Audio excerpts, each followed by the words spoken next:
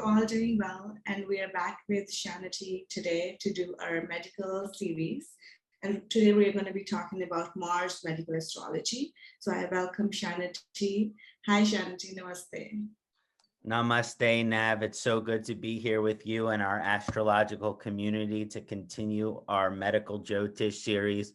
So far, we've discussed in detail Sun medical astrology and Leo. We've discussed Moon medical astrology and Cancer. And today we're going to be focusing on Mars medical astrology and Aries and Scorpio. So very excited to have this elaboration on Mars medical astrology. Let's start with the chant to Mars to bring in the proper energies.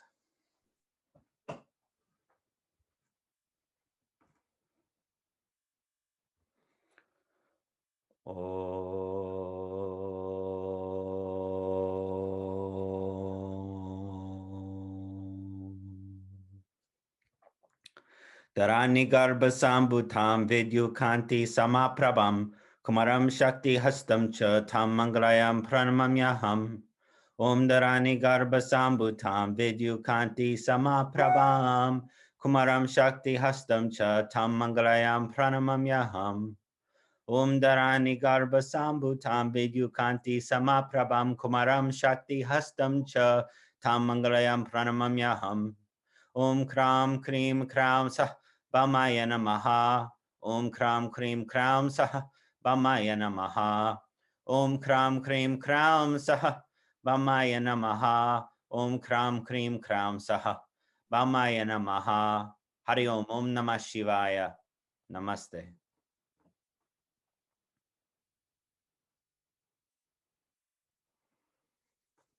So as we get started with Mars medical astrology, if you've watched some of our previous videos in the medical series, you'll learn how to kind of look for the medical astrology as it relates to Mars, as it shows up in your chart.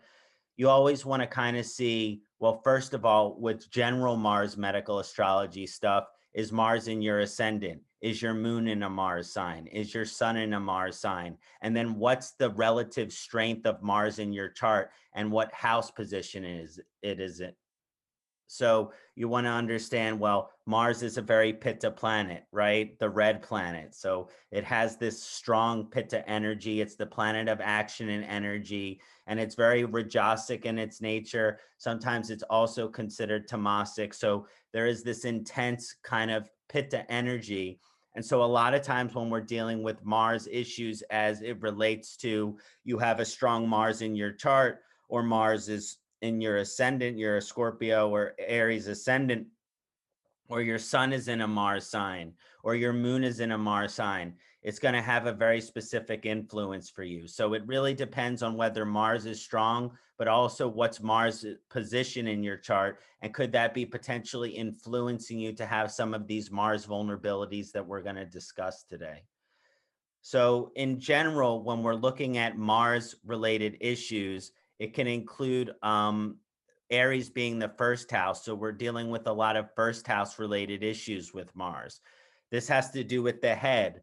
And what we typically see with Mars influenced head issues includes what we normally consider to be the headache. If you've studied Ayurveda, there's the Vata headache, the Pitta headache, and the Kapha headache, but the Pitta headache being the most traditional form of headache. That's when your head hurts, or, you got a migraine and you're like, oh, I can't function. I can't see. Everything is making it hard for me to concentrate and focus right now. This is usually a Mars-related issue, and can also be influenced from the Aries position in your chart. We also have some brain-related issues that can show up with the Mars position, but we're mostly dealing with the forehead when we're talking about these Mars-related Pitta-type issues. Now, the other area that I'd like to talk about as it relates to Scorpio and the 8th house is going to be issues of the venereal or sexual nature. Now, this doesn't mean that if you have stuff in your 8th house or you're a Scorpio, you have a sexually transmitted disease. That's the last thing I'm trying to say. But usually, in Scorpio's natural house of the 8th house, if you really have malefic energies associated with it, debilitations in that house, an uncomfortable Mars in that house, or some other difficult positions in that 8th house, you can be vulnerable to sexually transmitted diseases, right? So that doesn't mean that you're going to get a sexually transmitted disease, right? You have to have unprotected sex with a stranger, generally speaking, to get a sexually transmitted disease.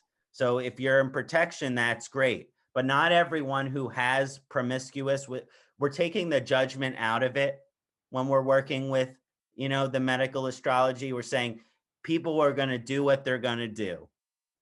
And it's not my place as a Vedic astrologer to pass judgment on others.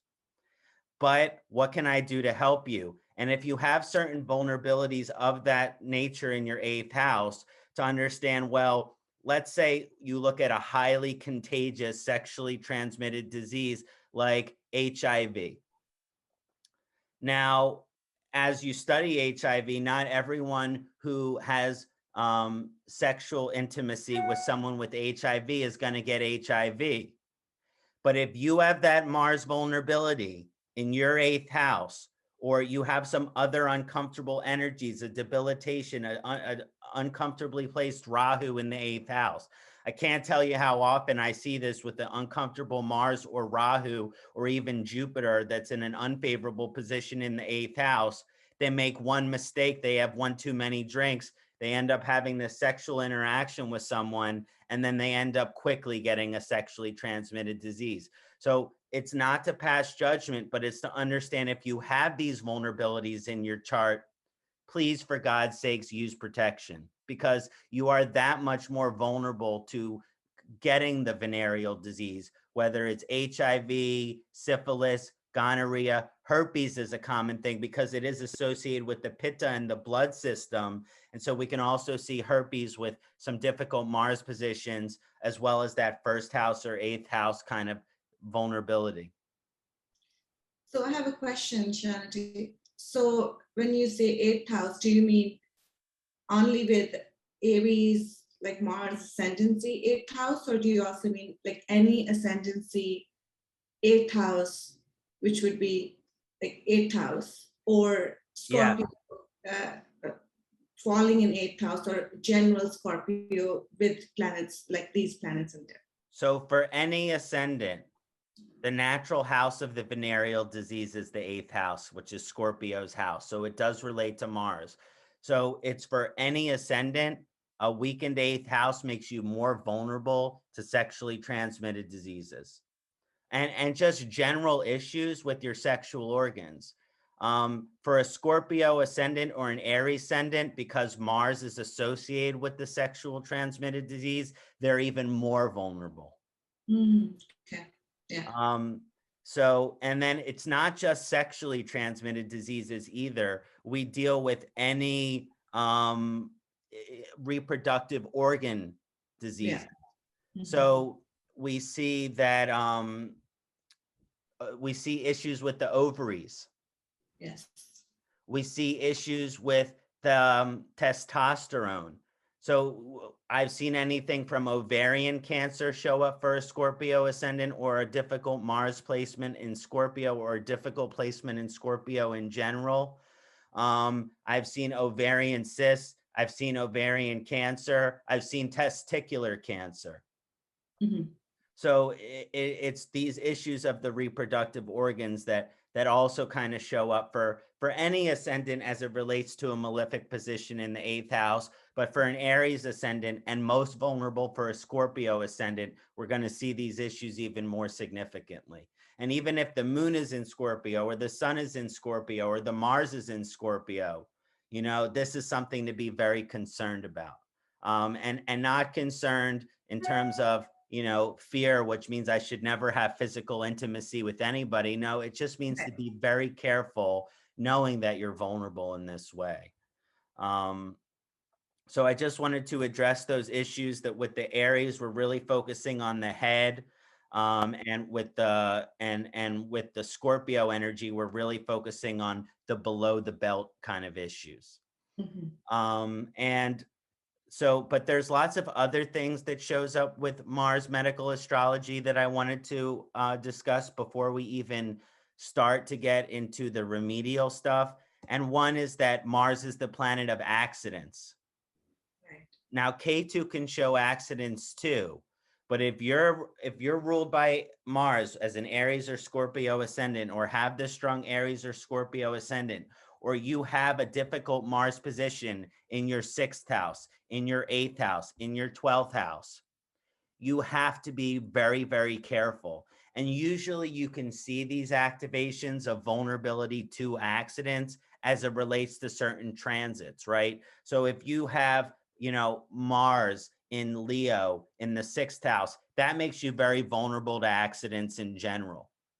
But when is those accidents going to happen? When Mars returns to Leo in the transit, when Rahu is in Leo, when K2 is in Leo, that's when you're going to kind of have more of these, like, you got to be extra careful. Let's say you have a Mars in Scorpio in your 4th house. Well, that would make you vulnerable to accidents as relates to cars, right? So if you're wondering, do I, get side airbags? Do I wear a seatbelt every time I drive?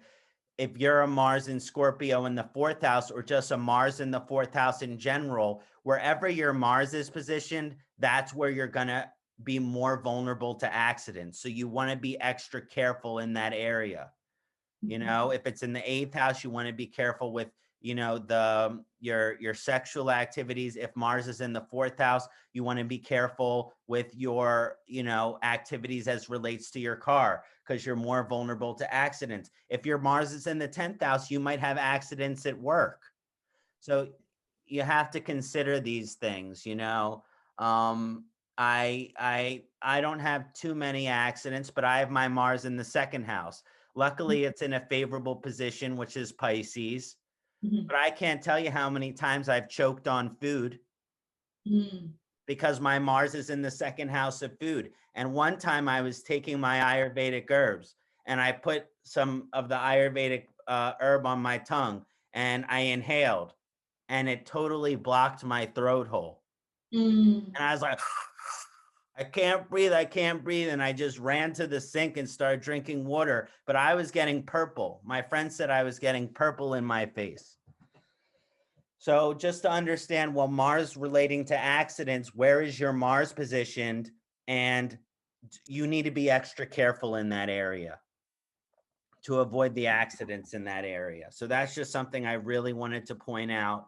And then Mars, it relates to Ranjaka Pitta. Ranjaka Pitta is our liver. And it runs through Rasa and Rakta, which is our blood and our plasma system in our body. So a lot of time, difficult Mars medical astrology can relate to liver and blood related issues. And a lot of times when I was with Dr. Vasant Lad, and we would look at the Jyotish chart of every person that came to see him for a medical consultation, and they would have cirrhosis of the liver, or they would have horrible acne, or they would have certain malfunctions in their skin, pigmentation issues. We almost always saw a malefic position of Mars. So it's one of these things where, okay, well, why is my skin bad? Why does my liver have these issues? It might have to do with your habits, and we can see Mars position to understand, well, how are your habits kind of influencing this vulnerability to Mars? But sometimes it's genetic too, and it's not even the person's habits that are their fault. What's the whole, point of this medical Jyotish series we're doing? It's really in the initial part for you to be able to diagnose astrologically through which planet your health challenges come from, what sensitivities you have, what vulnerabilities you have, and then based on that, through the proper remedy of diet and herbal suggestions, what can we do to help to give you a better quality of life and a better length of life? So those are just some of the primary things that we see when we're looking at Mars medical astrology. And so just to kind of summarize that, We see issues of the forehead and the brain, headaches and things like that. We have the reproductive organs, the sexual organs of the individual. We're vulnerable to accidents. And then we're also vulnerable to liver and skin issues. And then also something very interesting as well is for an Aries strong position, for a Scorpio strong position, and a strong Mars position, the native may be vulnerable to Jwar. Jwar, which is the Ayurvedic condition for fever. Okay. And in the allopathic or the Western paradigm, a fever is something that it comes and it goes, and once it's gone, it's gone. But in the Ayurvedic understanding of Jwar, of the fever, just because you don't have a fever doesn't mean that it's gone. Right. It can actually go deeper within the body and be hiding from you. And so in Ayurveda, when you're working with the Mars thing, medical astrology, you actually want to use like to attract the fever out. So when the fever is causing, so it's a little different than with a lot of the other medical astrology of Mars, where we're trying to cool you because Pitta is so high. With Jwar, we're actually trying to sweat it out. And that's why when you have a fever and you're really, really sick, what usually happens before the fever goes away? You are sweating really, really intensely, and then you get this hot heat flash.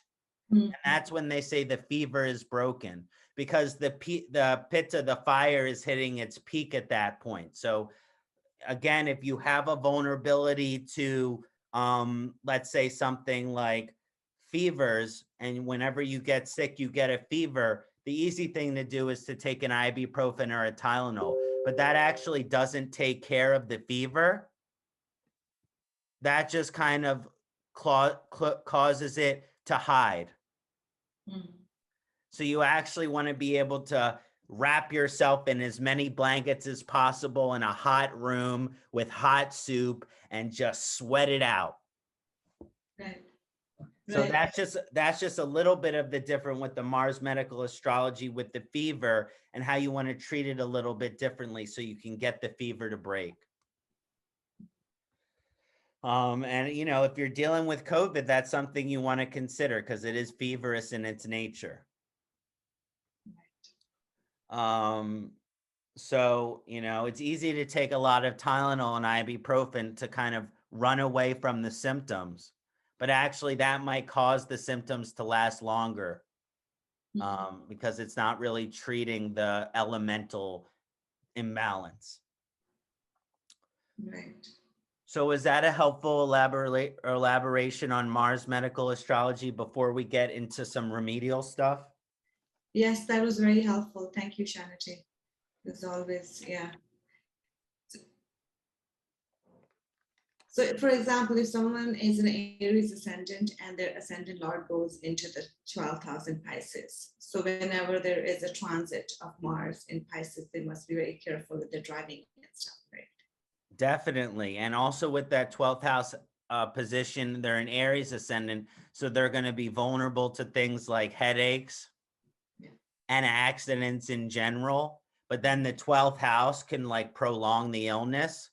So that's where you might see someone who has a migraine disorder. Right. Or cluster headaches. Right. So definitely, though, they need to be careful whenever there's a malefic Pisces transit. Thank you. For sure. So as we get into the diet support, and then I'll get into some lifestyle and herbal stuff, it's really just about a pitta pacifying diet. It's not going to be that much different than our sun pacifying diet, because the sun is pitta and the Mars are pitta. So now I'm not gonna go too into detail because I've already discussed it in my previous videos. If you're not sure what a pitta pacifying diet is, go back into my sun video and take a look. But it's important to have cooling things in your diet: cucumber, coconut, cilantro. It's important to use, very sweet oils like coconut, and things like that, and sunflower and olive oils that are going to be more cooling, and to avoid lots of salty and fried foods, because one of the qualities of Mars and one of the qualities of Pitta is that it's oily. Mhm. So you have to be very careful with like these unhealthy oils, and the salty foods, which are going to increase that negative Pitta oily quality. Um, uh, it's also, Dr. Loud would also call it fleshy smelling, because the Mars increase, right? It causes you to sweat, and it gives you this kind of fleshy smell that is typically understood to be body odor. And that's usually just when the pitta element is too physically high in the body. So, Mhm. we can be hard on people for their body odor, but they're really just pitta, you know. Right. Yeah. And Um, then there's also people like viewers can also like Google with the pacifying diet too. Or there is an Ayurvedic institute, right? It just gives you all the list of what you can take and what you should avoid. Exactly. Thank you for mentioning that reference. Right. Um, so there's some important lifestyle things for Mars related, because it's a bit of a difficult of a balance, but Mars is the planet of action and energy. And so usually that means that if there's a strong Martian position in the chart, it actually does want to promote you to be very active. Mhm. And if you're not active, it can actually cause the Mars issues to get worse. So if you have a strong Mars in your chart, Aries ascendant, Scorpio ascendant, Mars has strong Bala in the chart, it's important that you have a strong physical exercise. Mhm. Now, the issue with the extreme Mars is sometimes that could be taken too extreme, where it's like, okay, well, I'm going to go to the gym for 8 hours a day, and then I'm going to do some hot yoga. And that and that's also not balanced for Mars. So it's really about, because here's the thing about Pitta people in general. They think they're the strongest Mhm. physically, but they're not. Right. Kapha is. Right. Kapha is too lazy to work out. Take my word for it. Right. But Pitta people, they'll push themselves, but they actually don't have the reservoir of strength. Right. So they really need to, it's better to be active than inactive, but you can't be excessively active. That's not balancing towards Pitta either. Right. And so that's one thing that's worth mentioning.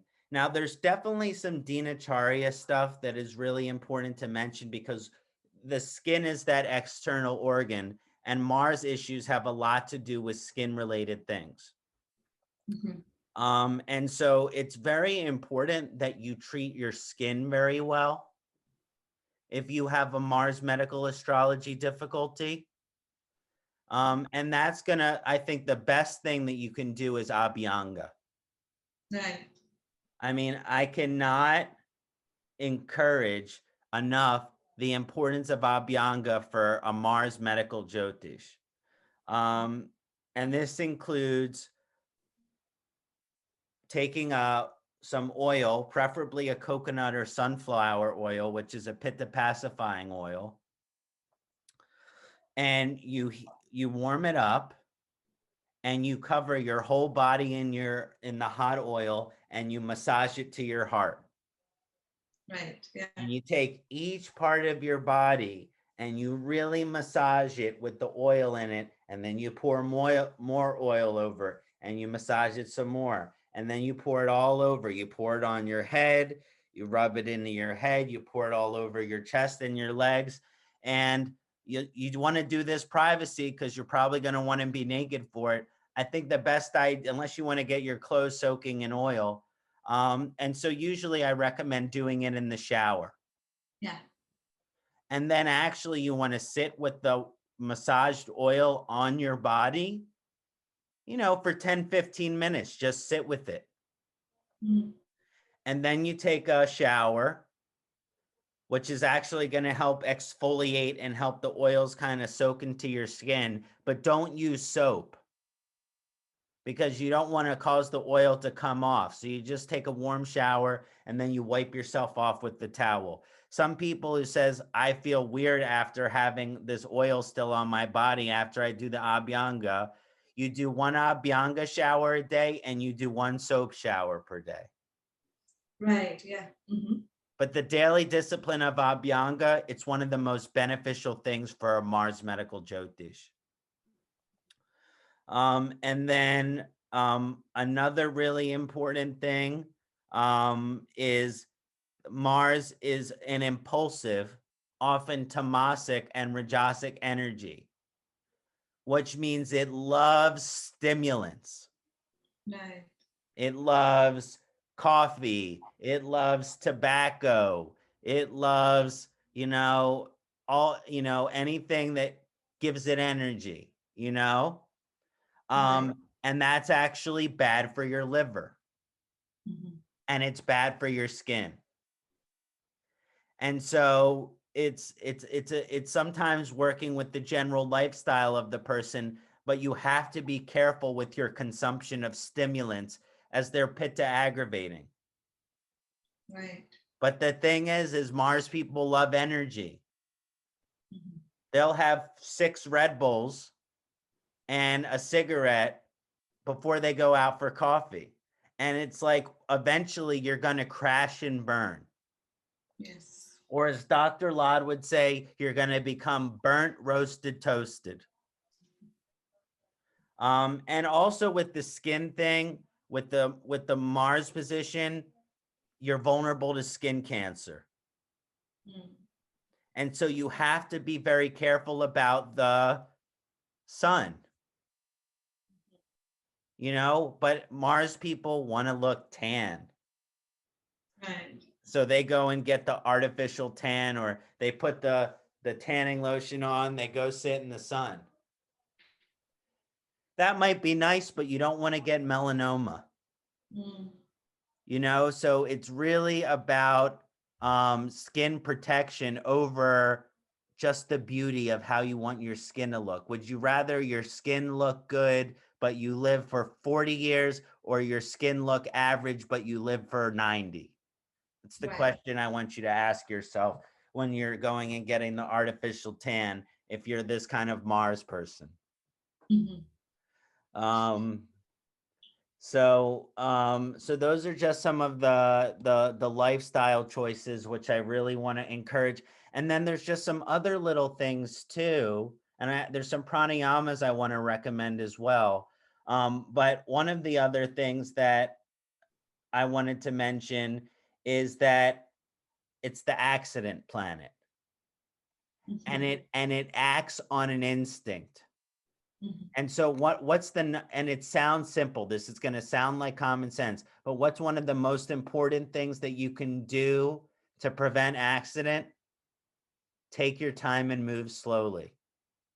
Right. Mars has something to learn from Saturn here. So it really means that if you want something, Mars person gets in the car, how fast can we go to 100 miles?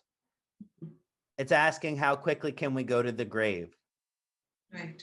So really try to think, okay, I have this temptation to do more. Let me brace myself and just try to take it a little slower. And you might avoid some of the surgeries, which is also the huge position for Mars. If you have Mars position in 12th house, 8th house, 6th house, whichever organ that actually, so we talked earlier in our initial discussion of medical Jyotish, each house has to do with the different associations of different body parts. Like the first house is the head and the face, the second house, the eyes, the third house, the ears, the fourth house, the chest, the 8th house, the reproductive, the 10th house, the knees, the joints, the bones. Wherever you have Mars in your chart, that's where you're going to be vulnerable. That's where you're going to be very, very vulnerable to having surgeries in that areas. The second house is the teeth and the gums. I have Mars there. I've always had issues in that area. I have Aries in the third house. I've already had 2 ear surgeries. Okay. And so just look for those positions to see where you're vulnerable in that area surgically, so you can take extra better care of that area. Yes, very true. Yeah. So the last thing I wanted to mention on this elaboration is to talk about some herbs that are going to be Ayurvedically supportive. One is just the general best pitta herb, and this is a very purifying herb and cleansing herb, and it's going to lower pitta in the whole body. You know, it's like it's the number one best general pitta herb, especially in pitta ama conditions where you're a pitta person, but you also have bacterial issues or toxicity within your body. It removes the toxicity and it also cools pitta at the same time. This herb is Guduchi. Okay. Guduchi. Guduchi, Guduchi. And Guduchi is an absolutely fantastic herb, Tinospora cordifolia. And a lot of times when Dr. Lad makes an Ayurvedic formula for a pitta person, this is the first herb he'll use almost all the time, especially in an ama condition. If it's not an ama condition, sometimes he'll use Shatavari, but just generally speaking, it's the best for a pitta and an ama condition. And because Mars people are tempted towards being toxic physically with bacteria, the removal of bacteria and toxins is important. Now, the next 2 herbs are more to treat specific organs of vulnerability, because as mentioned, we talked about skin issues and liver related issues. And so to treat the skin, the number 1 herb is Mangista. Mangista, which is a delicious herb and a wonderful smelling herb, Rubia cordifolia. It has a beautiful red color, and it's actually sometimes used. They take the color out of the Mangista for like painting and things. It's that beautiful and red. Mm-hmm. So of course it's going to be good for your skin. You want to go get a tan? How about you just make a little bit of take some cold water and some Mangista, and you put a paste over your whole entire body and just relax for Right. a little bit. Yes. Yeah. Do an abhyanga with Mangista oil. So this herb is great to take to actually put on your physical skin. Let's say you have a discoloration of your skin here. Let's say you have some pimples here. Let's say that you have a rash over here. Mangista, Mangista, Mangista. Mangista is the all cure for all skin related issues, especially in a pitta case, because it's cooling, really balances out that energy. And the next herb, it's a little more intense, but it's the number 1 herb to treat issues that are related to the liver. Now, this is a more serious herb. So this one, you really only want to take it if you have a liver issue, or maybe you have other things like genetically, like your dad or your mom, they already have liver problems and you want to do some preventative maintenance because maybe their liver levels are high. There's fat in the blood. This cuts through the fat in the blood, so it can help with the cholesterol. And it reduces cirrhosis. So if you're an alcoholic, the first thing you should do is stop drinking. But if you can't stop drinking, then you should take this herb. The herb is Kutki. Turkey? Kutki. Cookie. Okay. So Kutki herb is spelled Cutki. It is scientifically called Picrohiza coroa. Okay. And it can be found on Banyan Botanicals. I'm not sure if you carry that in your store now. Yeah, I do. I carry all the Ayurvedic herbs. Yeah. Perfect. So this one is going to be really, really good for any liver issues, fat in the blood, cholesterol issues, unhealthy balance of good fat versus unhealthy fat. This actually improves the digestive function. So it's a lot of times used in a metabolism case to increase the strength of the metabolism. It also increases the strength of the liver. It prevents ulcers. It also can be an herb to reduce the potential of getting diabetes. Will this also help with fatty liver? Yes, it's one of Dr. Laud's favorite herbs for fatty liver. Yeah. So if you have a Mars-related liver issue, Kudki, Mars-related skin issue, Mangista, and a general Mars herb for just daily use to keep your Mars pacified, Gaduchi. Perfect. So it was really wonderful to discuss Mars Medical Jyotish with you. Nav and I have some exciting more installments of this series upcoming. We're going to do Saturn, but we also have an exciting Rahu in Kritika video that we're going to do. So we'll have to decide which one's going to come first. Exactly. Thank you so much, Kṣaṇāti, for such a wonderful session and wonderful information. I mean, it's so lovely to have this aspect of medical astrology to know what you need to be careful of. And I mean, it saves us a lot of time not to go to the doctor. I mean, a lot of times we go to the doctor and they can't even tell you half of the information. We can't figure it out. So I think astrology is a wonderful, especially medical astrology, a wonderful tool in the way you explain everything. Thank you so much. Thank you, Nav. Namaste.